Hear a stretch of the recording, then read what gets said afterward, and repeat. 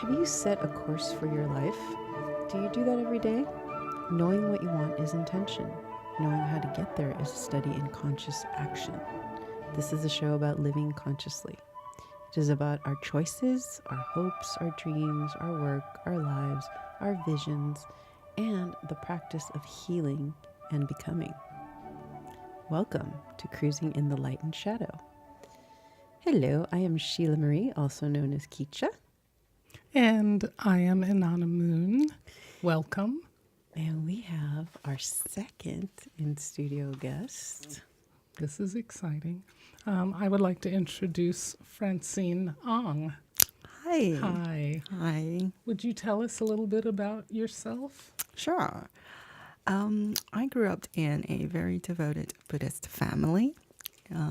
Ultra traditional Buddhist family. People who go to church on Sundays. We would go to temples on Sundays. Mm-hmm. And a lot of the times we were practicing a lot of rituals and ceremonies. So I grew up with that kind of background. And for many years, I've always been really interested in rituals and ceremonies. So that's always been fascinating for me, all throughout all the spiritual path that I would take. It would always lead me back to spirituality and meditation, a lot of rituals. So that's really where my background comes from. For many years, I've been traveling and studied with many, many different teachers from all sorts of traditions. Ooh, that's not exciting. Not just the Buddhist, but a lot of the different faith. I'm a big believer in all the different faith and all the teachings. So, but it always led me back to one particular practice, which is meditation. And it's very interesting that all the roads lead to that. Excellent. I just want to come in to say this episode is going to be about channeling. And since meditation is a big part of that, how did channeling come in for you through meditation? Yes, so I think channeling has always been there, but it took a little while to really discover it.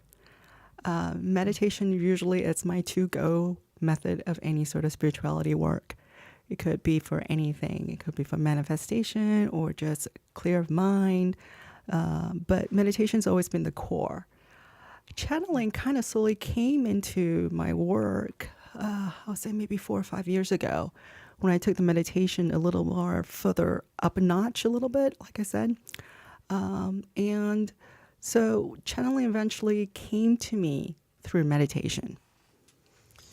And we had talked about, because when we all went out to dinner, we had also talked about meditation. It is in like every religion. I just think people talk about it in a different way. Like in Buddhist, you have the beads. I don't know, the prayer beads, right? Yes. Prayer beads. And they Malas. are the mala. That's the official name.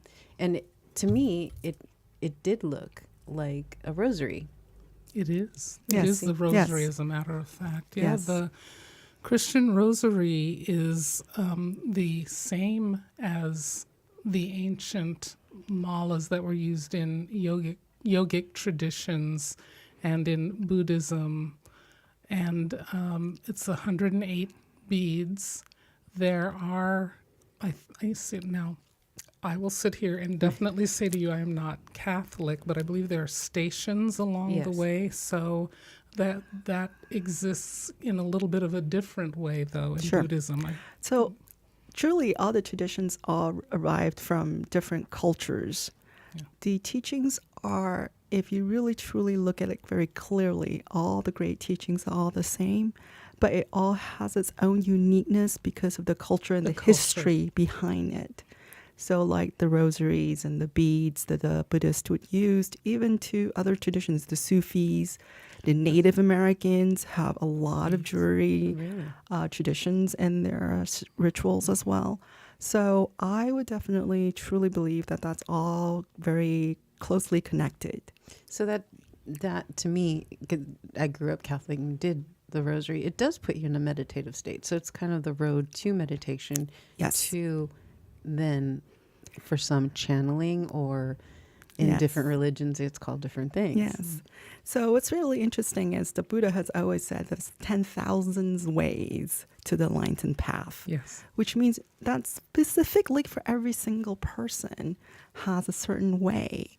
And so the Buddhist beads are just one of the other way that some people try to use or they can use to get into more meditative and contemplative stage. So I believe that it's a method and it's a reminder for most people that can help them to start with meditation. Because when you start to talk about meditation, a lot of people get freaked out. You want me to do what?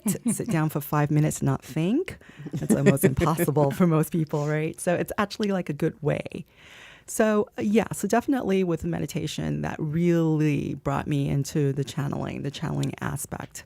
Which brings me to, can you define or explain what channeling is? Because, of course, we have our Hollywood version of what channeling is. Whoopi Goldberg and, and Ghost and all that. So what is it? Okay. I'm sure if you Google it, you probably get tens and millions of different ways of explanation of what channeling is all about. But to me, channeling personally, it's a communication with the higher spirits. It goes beyond this physical realm and this astral realm into the ethereal. In the ethereal realms, then you start connecting with all these higher spirits and all these guides. And it gives you an opportunity as a vassal to pass on the messages or even just teachings and thoughts and process that people are just so hungry for. So channeling for me, it's an opportunity to work between these worlds. Because we truly think, it's not just what we see, it's that we know exist, because it goes beyond.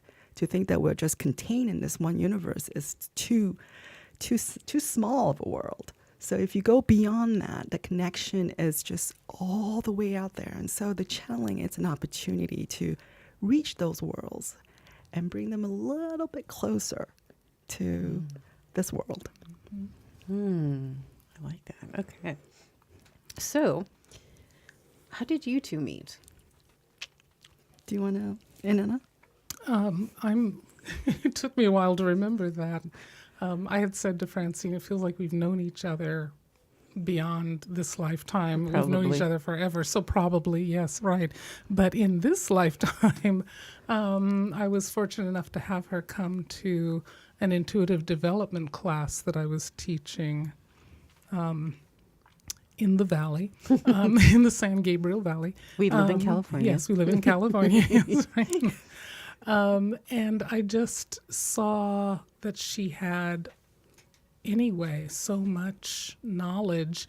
And I believe I kind of, it happens that I will read for people in class anyway. I think it helps with understanding intuition if you're right there reading for people.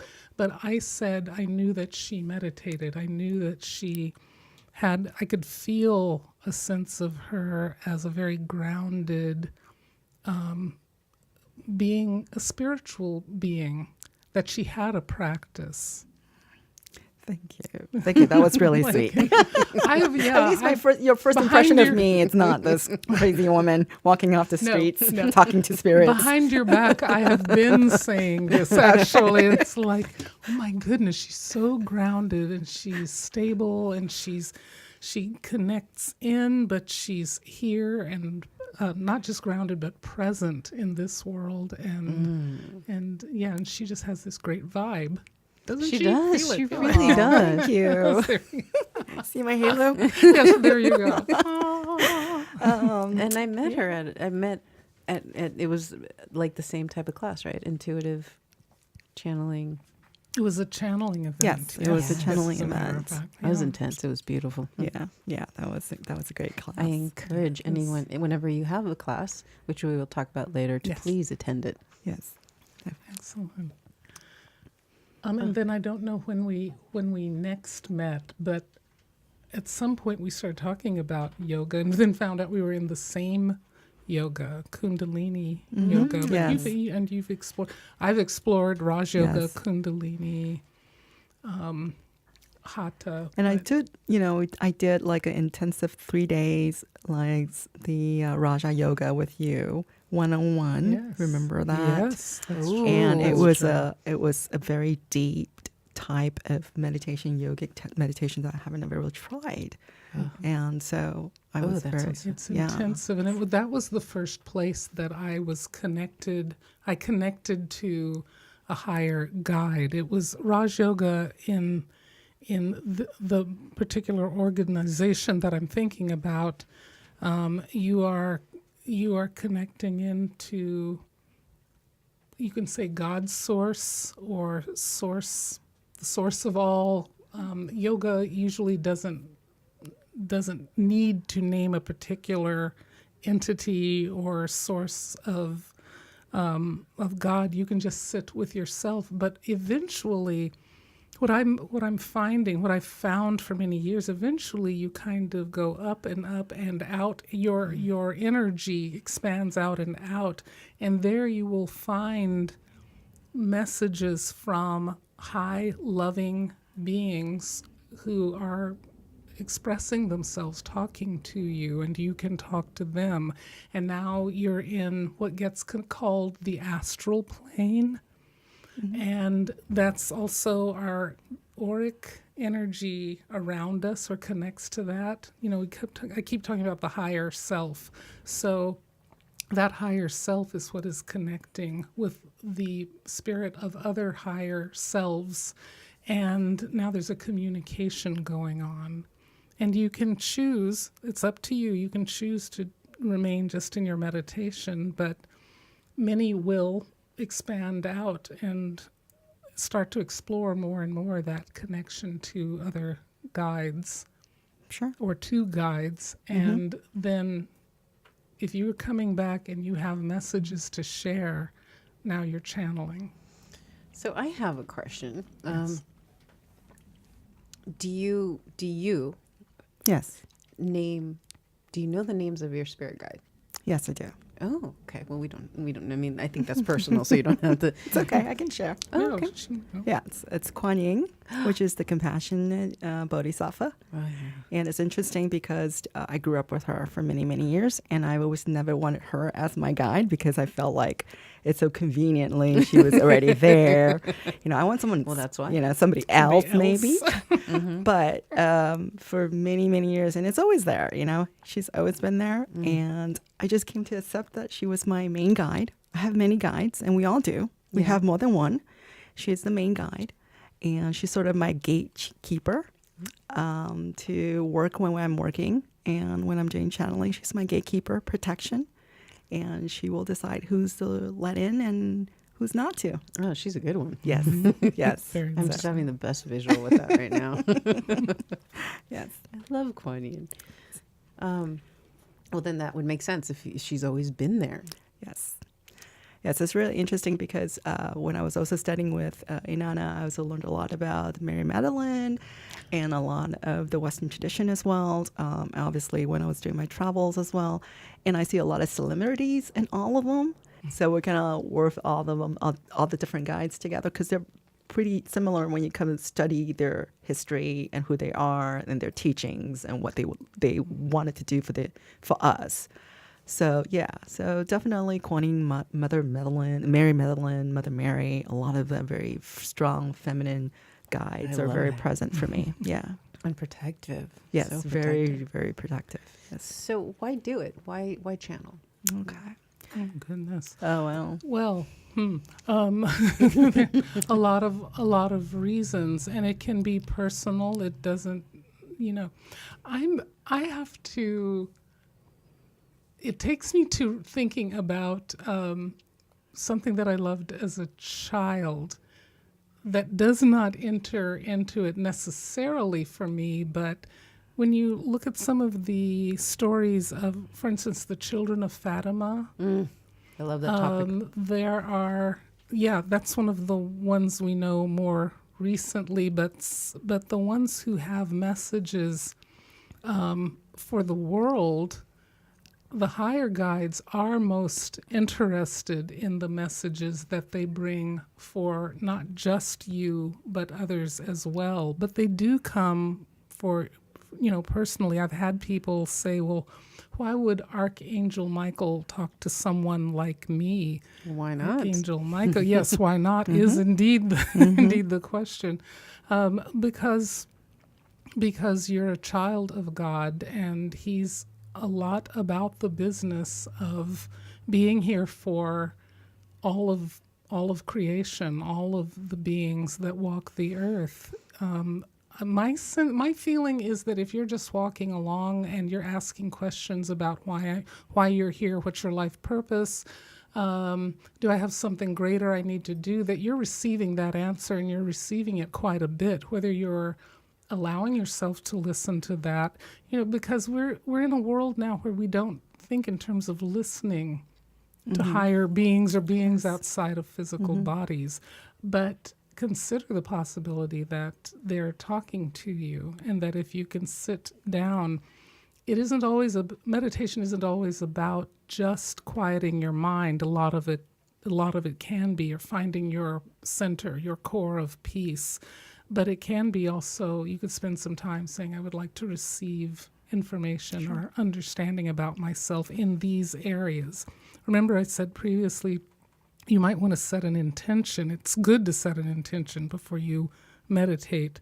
And so it might be, what am I supposed to be doing? What could I be doing in the world? And honestly, I would like to say, in the readings that I do for people, the consultations I do, a lot of people are coming in more and more and more. I would say since 2011, 2012, really asking, I feel like I'm here for more. Sure.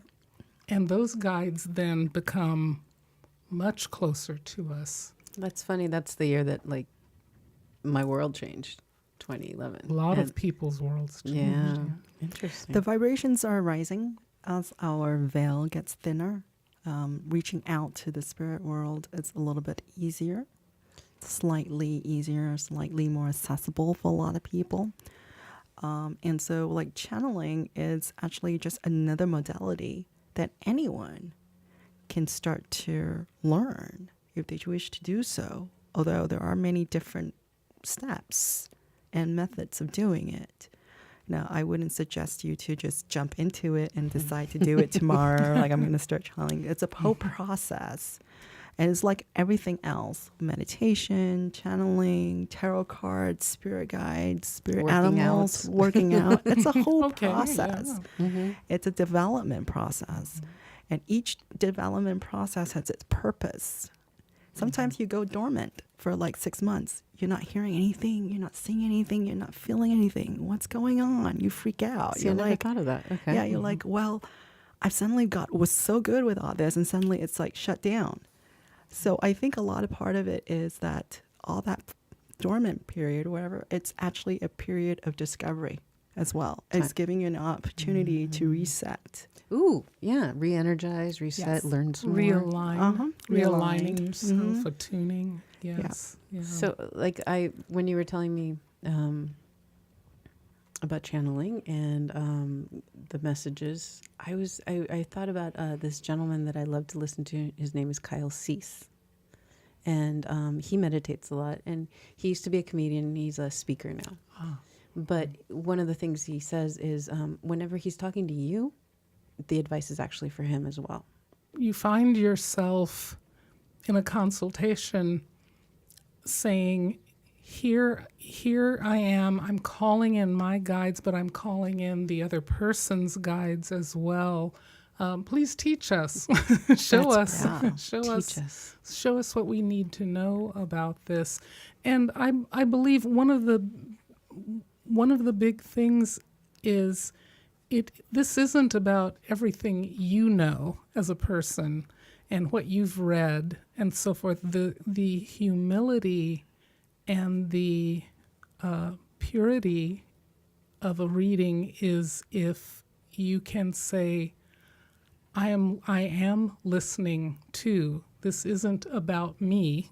This is about this. It's for the benefit of all, and that you're allowing a being to let their message flow for you for the other person, for anyone, and you're not taking responsibility for it, you're not taking credit for it, you're not making it about you in that moment, that can lower your energy to a point where you cannot hear what a guide is saying. It may do that. So to let it go and allow the sense that someone else is present with you speaking becomes a beautiful thing. And it's true for the person you're having the consultation with as well. They will often start to get information too.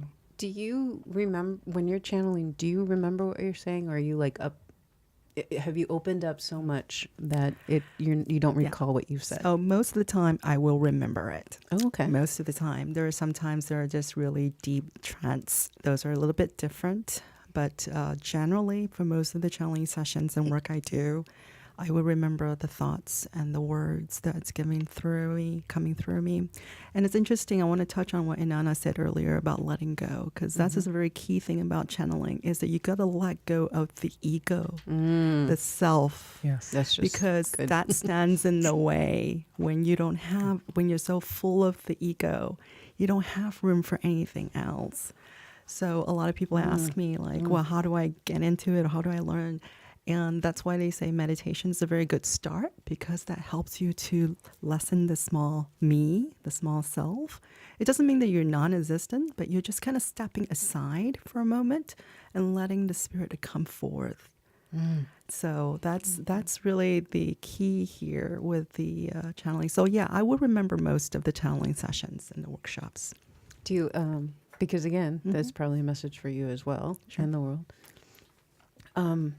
I want to ask, is there a certain feeling? I just picture like warmth, like going through your body, but I guess everybody experiences it different.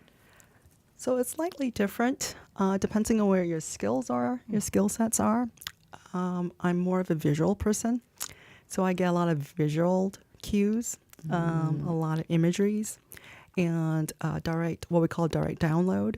A lot of the direct download, it's like a little plug-in, and the information just kind of flows. And the information flows, and the words come out. It may not be the words I usually use, that I'm not really big on big words sometimes, but sometimes of these words that would come out that I won't usually use, and those are just spirit way of communication. So yeah, so my visual when I do channeling is more of the visual sense.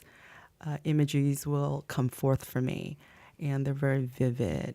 They could be in colors, or it could be just a symbol, a item. So then you build on that. Slowly the messages will come through with the different types of meaning behind the image. Sometimes I do get audio cues, a word, not like a whole conversation. You have to remember, it's not like a conversation we would be having right now. It's actually maybe a word, a couple words, a name, something of that sort that comes in as a visual cue, as an audio cue. And with that, then you tie all the messages kind of together. So, yeah.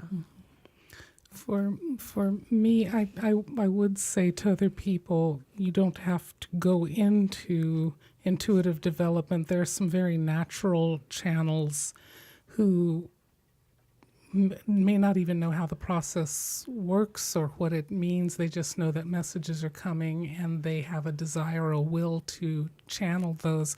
But you can go deeper if you're having experiences in your meditation. Maybe some intuitive development can work, because what will happen is you find out, are you more clairsentient? Do you work more by feeling? Are you more clairvoyant? Do you work more by visuals coming to you, signs and symbols you see, and then receiving what those mean? They can't just be a symbol out of the blue that means nothing. There will be a meaning that comes forward. And then clairaudience is when you hear or you get, and also there's claircognizance. You get aha moments or downloads of information that are also part of clairsentience. But it's shifted for me over time, and I am even surprised by it, because it was clairvoyant for me more. And then I paid attention to the clairsentience, the feelings, the emotions of myself and your guide. If I can sit and do a reading for you, feeling you, then your guide wants a communication with you where you can feel them and sense what's going on with them. And they will switch back and forth once they know you have those abilities. So sometimes I hear a word, but sometimes I hear sentences now, lately. I can hear sentences, and if I'm not sure of what I'm getting, then a visual will come too, and there's an interplay going on. So what's interesting is the spirits at the same time, it's also learning about us, what your skill sets are, what you're able to do. And so they kind of work with what is your best way of communication. So that's really, because all you really do is asking them, like, I know you're trying to say something, a message. This is what I can do. What should I do? So when you give up that kind of surrender to them, they just want to just envelop you all the time because they know you've totally surrendered and that you're ready to receive. There's no ego. Yeah. Right. Yes. And you're giving up means you are bathed in love. Yes. It feels you're very conscious. You can be very conscious. If you're not a trance channel and there aren't that many trance channels actually, but if you are a semi-trance or a very cognizant or conscious you're very conscious channeler, then there is a flow and you are kind of held in a space where you're trusting that all is well. This is what's so beautiful about it. And one reason, if you start to channel why you would want to continue, is just how beautiful that experience is. And you experienced it in the room. I love the last session that Francine and I did, where the room shifted and a couple of people spoke up and said, "You look different. The energy has lightened in the room. Why does this feel? All I know is this feels right and good." And the messages were personal, not general, but meaningful too. It just the feeling I have in my body right now is just like such warmth, like almost like a warm bath. Sure. Full of love. Yeah. So I wanted to also ask, how is channeling different from mediumship? Well, the main difference between them to me is that with mediumship, you're mostly dealing with this deceased loved ones. Because remember, the way I explain is the deceased loved ones is maybe just once removed from us in this panel, in this world. So we've got this aura around us. The deceased loved ones is really, truly just one panel removed from us. So mediumship actually helps with the communication with the deceased loved ones. Okay. Channeling, you are going a little bit higher. You're reaching a little bit more beyond our physical realm, beyond this realm that we're used to. So it's a higher vibration beings, higher spirit guides. So that's the main difference between those two. So you could some people do both. Some people do practice both mediumship and channeling. And so it really depends on the needs of the individual. So, but yeah, that's the main difference for me. I would agree with that. It's said that to channel, you are accessing more of the crown chakra, the chakra that's just above your head, but in your energy field, connecting to your third eye.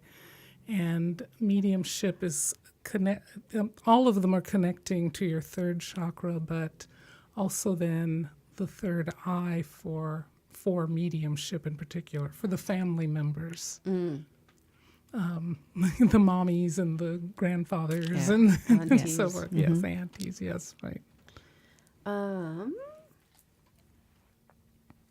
So, there's a lot of questions I have. Let's talk a moment, because Francine, you brought up something, the shadow side, or the, Yes. when I heard you say, there's something that kept me away from mediumship and channeling for a very long time, was surrender to a being that you cannot see.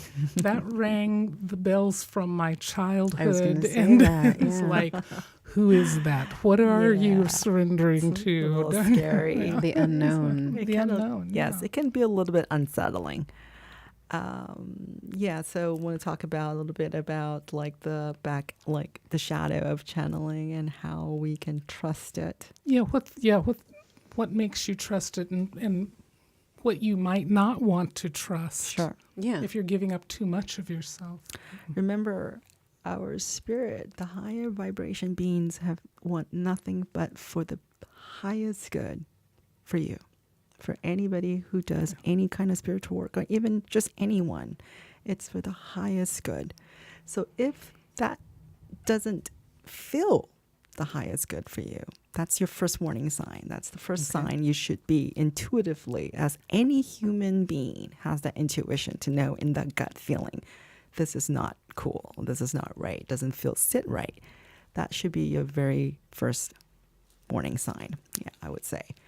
Then from there on, channeling has a lot of history to it. And I'm sure if you study and you Google and you read, there's been a lot of back and forth about whether it's right, it's not, it's good, it's bad, who does it, who doesn't do it right. But personally, one thing you have to remember is that your surrender, it's not really to a individual entity outside of you. It's a surrender to the highest of you. Yes. It's your highest self in your true nature. When the light inside you touches the light in the world, you have found home. You have found your true essence. So that is what, to me, is when you are surrendering into channeling, when you're doing channeling. So that's how I kind of worked with myself, because trust me, I've been in those situations where I walk in to a session or even to a class and I feel like, oh, this is not doesn't belong to me. It doesn't belong, doesn't sit right. So I just like, okay, this is your thing. This is my path. I care about you, but this is your path. So that's all you have to do, is just kind of separate from there. Because when, like I said, your true self essence knows what's right. And I would like to say too, about spirit that comes closer to you. If you're sitting, whether you're very conscious of the being, the entity that is coming close to you, or whether you're not sure, you can always say, I don't want you here if you're not for my highest good. Go away. Because we have free will, and that's part of the deal of spirit. That if it's not something you want, you say, be gone, go away. I'm not going to talk to you, I'm not going to work with you, just get out. They will. Okay. And I would add to that, though, especially when you're newer at it and you're just working on it, then also you should have asked when you started. I ask in my highest guides that I know. I ask in someone I'm comfortable with. It could be Jesus, Buddha, Kuan Yin.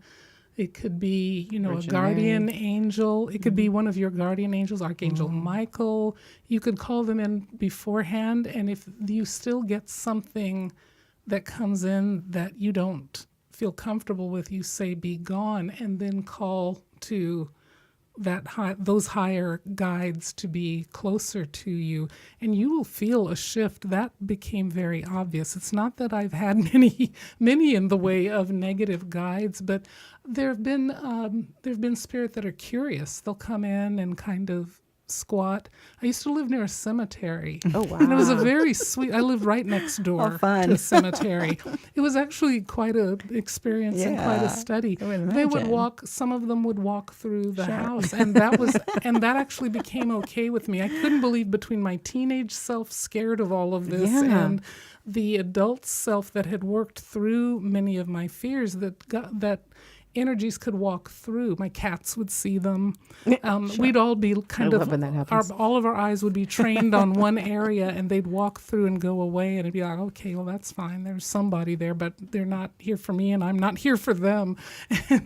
But when I'm sitting and talking to spirit, yeah, sometimes the light of being, the light of higher being can draw Sure. energy, but you are protected, and it's in a very real way.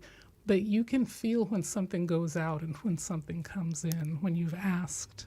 Because you have to remember, conscious to the spirit effort. world, we look like bright lights. Oh, there's those bright lights again. Mm-hmm. What did we call them? Oh, The we talked about orbs. orbs before. Yeah. Sorry. So we're like bright lights. So they're drawn. It's like a moth drawn to the Shiny. light. Yeah, Yes. a shiny thing. So they're Yes, drawn to yes. it. So they're curious. They want to know what you're doing. They're interested, and they will come and kind of knock on the door. And that's why in the beginning I said Kuan Yin is sort of my gatekeeper. The Yes. deal I have with her in some ways, so the discussion is that she is protecting me through when She's got I'm doing your this work. balance. And that she guides who comes in and who's I'm going to be working with that day during the sessions. And of course, all this have prep work too, right? Because the session happens, and it doesn't just happen at 9 at your appointment time. It happens way before that because Oh. you're doing all the prep work for it already. You meditate. You meditate, Good point. and you also, you prep work for the space, for the Do you people. would you sage? Is that in your toolbox, or is that a different s- tradition? No, you can sage as well. Or something to that effect? Yes. So I use Palo Santo. I love the woodsy smell. So you could do Palo Santo, the wood itself, or they have nowadays Palo Santo spray. So if you go to a place that you can't light something up, then you can do the spray. And There's also dragon's blood, Yeah, which that's is all very sorts of- fragrant and beautiful. A little more intense, I feel, than sage, but along the lines of Palo Yes. Santo. And what does that look like? What does dragon? Is that incense? Dragon's blood is a resin, and sometimes they've powdered it, but it'll come in little resin chunks that you put on the sacred charcoal and burn. Which reminds me of Catholic school, Catholic Yeah. mass. And those are just tools that you can have. But if you don't have them, the most important thing is always envisioning this bright light surrounding the space and yourself. All this protective gear, this sort of imaginary hazmat suit that you have on. Ultimately, you carry yes, your protection exactly. around you. You're Oh, the tool, yeah. right? You're the You instrument. are everywhere you go. Everywhere you go. Yeah. Yeah, it's also said in Yoga Sutras to where you go meditate, spend some time meditating. That will clear the space and Yes. prepare it for gatherings, for food, Prayers. Yeah. You could do prayers too as a protection. Ooh, now I want to know. go out and do this right now. I do a ritual. It's been a while. Love ritual. Oh, yeah. See, yeah, I love that. Okay, so one more. I think we have time for one more question. Right. So when you're channeling, it might have already been addressed, but how do you know it's not your imagination? Okay. The most important thing for me is when I know it's an authentic conversation, is that it is not my thoughts. These are not my normal words that I would use. That's or right. my own thoughts process. Sometimes these are a different language. Sometimes languages will come through. Have you spoken a different language? I would have spoken into maybe different, what we call light languages. Sometimes those would come through. But I've spoken ancient Hungarian, Yeah. I found out. So that's kind of like speaking in tongues, yeah, right? a Isn't that bit. funny? Yes, definitely. But But- you know who it is bringing Yes. it through. Yes. Yes. The most important thing I think for me, the most difference is that it's actually a very quick information. It's not like you're sitting there and he's going back and forth with you. Yes. Like this is that. It's not that kind of conversation. It's not like this conversation. It's a very quick information given to you and it's just pushed out. So that kind of conversation or those kind of information that comes through, then I know it's like from spirit. If it's like a on and one, back and forth, then I know it's probably something else, like a message behind that I would intuitively have, psychically would have. So there's a little bit of difference there. So psychically, these messages will come through, but then it's not really channeling. It's actually a psychic reading at that point. But channeling, it's mostly this information's just really quick, a download, a word, a phrase, and bam, and you're done. Also, for me, I want to know that I am not attached to the outcome of the message, that it either is for the other person, has nothing to do with me, or that I am so, there's this sense that you are removed from the reading, that you are, well, you can be a very passionate person, that in the time of channeling, you are in some ways dispassionate. It's not that you're disconnected from your being, but your alignment feels very different. Like there's an opening to it, and you might feel that along. I would invite you to feel that along your third chakra. But it's a feeling of, it can't even be a feeling of someone is holding you. And I've got, and there's the sense of it is I've got you, and the message is flowing through. And it will be very positive. It's not going to say anything negative, anything hurtful. That will be your ego. Again, we may have already said that. You may have already said that. I want to say that again. They're not going to be negative. It's going to be higher vibrational. It'll come in a form, in a way that you usually don't speak yourself. And the third chakra is a solar plexus. Solar plexus, and that is yes. Core. your core Your and your emotional truth, life, right? where your emotions are. Your power. And that's why people say, oh, I feel it in my gut. Your Yes. gut, right. You Yes. literally do. How you Yes. connect to the physical world, and give and take with the physical world, but a give and take in the spirit world, and they connect with you there too, in the sense that they are coming into there. It's called blending too. Coming in, they come into your energy field. You're open and connecting to theirs. So there's a wavelength. There's a dance. There's a Yes. dance going on. Yeah, I'm getting just the visuals. I'm telling you. I like it. Great. So I think it's time for Francine to pull a card. Oh, fun. Yes. Oh, I love So- and love can pulling we cards. speak really quickly who our goddess is here at the... This is a god. His god, name is Ganesh. Well, that's all right. I don't think he minds. This is Ganesh, the elephant-headed god. I know. He's one of my favorites, too. He is the remover of obstacles. Oh, we Yes. like that. Yes. We want him 10 times the 10 size. times. Yes, right. Let me get things out of the way. So he's a good one, I felt, but in many ways. First, we were talking about animals, but In our but last podcast. in his consciousness is let me remove lower energies or lower consciousness ego. and take you to higher. Yes. Yes, he is without ego, and he is higher knowledge. He depicts higher knowledge himself, and he's very sweet. Yes. I like him. Too. So we're going to have All Francine right, pick a card. So, I shuffled earlier. Okay. Okay. But let me do this and then just draw a card.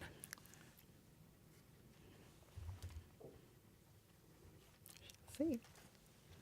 All right. Ooh, you have, of course you do.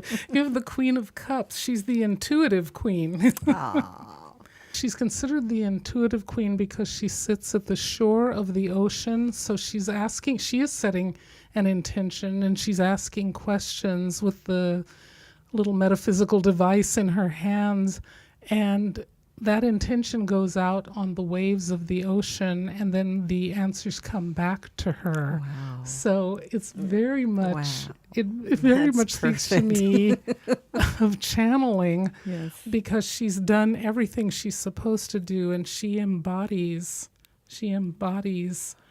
her own spiritual connection and practice, but it's even been called the ocean of knowledge that you're connecting to when you're speaking about a cosmic source of God or the force, but that the information is there for you and you're part of it. So her toes are dipped in the water. Wow. Powerful. And she has angels around her, if you notice the little cherubs. Yes. Oh, the Cherubs. So they're bringing, I know. Cherubs are a lot of fun. They're all very fun. There's a cliff in the background. That's a leap of faith or diving into the ocean to receive information. So your message has a lot to do with who you are and what's going on for you. Thank you. And I know we're definitely going to have you back. Okay. Sounds like fun. Is there something coming up for you? Yes, I think Inanna and I have a few other workshops that are coming up, and I'll let Inanna maybe discuss it a little bit. You want me to? Yeah, All right. sure. So what we are doing together is we're offering over the next few months some evenings of channeling messages from higher guidance. So you're welcome to come to these, welcome to ask questions, and be part of the vibration and the energy. The delicious vibration. Yes. And have an experience. The evenings are February 16th, March 30th, and April 27th. These are up on my website, InannaMoon.com, and it's going to be held at Golden Soul Yoga and Wellness Center. And you can connect with them to RSVP, and Golden Soul is GOLDENSOL.org. And sorry, just a side note that I love that space, Golden Soul. And not only do they have a beautiful space, you have beautiful classes and yoga, but they have really well-priced bracelets and stones and cards. So Oracle cards. Yes. cards. So I love going there and spend money. Where can we find you, Francine, if somebody wants to get in touch with you? You can reach me by email. My email address is Francine, and that's spelled FRANCINE my last name is ANG @gmail.com. Or you can also reach me through goldensoul.org. I'm also holding a lot of classes with Inanna, so you can also reach me through her indirectly as well. Perfect. And Inanna, you have a few things coming up as well. Those are the main things that are coming up for now, but I also have Lilydale Assembly, which I'm feeling honored to go and teach there on July 3rd. Mentioning it now so you can make your plans. It is the largest and the oldest center for spiritualism, and therefore a home for teaching mediumship, spiritual development, but there are many spiritual readers, consultants, healing consultants and it's a place where you can go and stay. There's a lot of nature around. They have a river or a lake around, and it's just a beautiful community. So again, that's July 3rd, but they will have events around that as well. Sounds so you like a can perfect go to their website, which is Lilydale. So you can say one word, LILYDALE.org. It's a good vacation. Yes, very good. I have artistsriseup.la.com. We have some events coming up, so go check that out. Laughing House Productions, we have on Amazon. We have our First Comes Like movie and Secret Office, and more to come. So now, Miss Francine, do you have, we usually close with the meditation or a mantra. Sure. Okay. So we are going to be honored that you're going to help us out with that today. We can do a little short meditation, which we will bring in spirits of love. So we want to go ahead and open our heart chakra. Oh, and must remind people if they're driving, please don't close your eyes. You can do this anywhere. that. You can even, if you're walking and listening to this, you don't even have to close your eyes. Using your envisioning your mind's eye, opening up the heart chakra and allowing this wonderful flow of acceptance, truth, love, having it flow up to your crown, opening up the crown, and having this wonderful light reaching out to all surrounding spirits, having the spirits to envelop and embrace you with their love and warmth. They are ready to be with you. They are ready to listen and to make the connection with you. So allow that to process, having it to sit within you, bring it within you. And in your mind's eye, having this wonderful acceptance of who your highest good, your true self is. When the light inside you touches the light in the world, you will find your true essence. Blessed be. Thank you. Blessed be. Blessings. So, I want to again thank David Shostak for his music. That will be plays at the beginning and at the end. And I want to thank all of you for joining us in Cruising in the Light and Shadow. Thank you, Francine, for being with us. Thank you so much. Thank you for having me here. That was wonderful. Yes, thank you for taking the time. This is InannaMoon.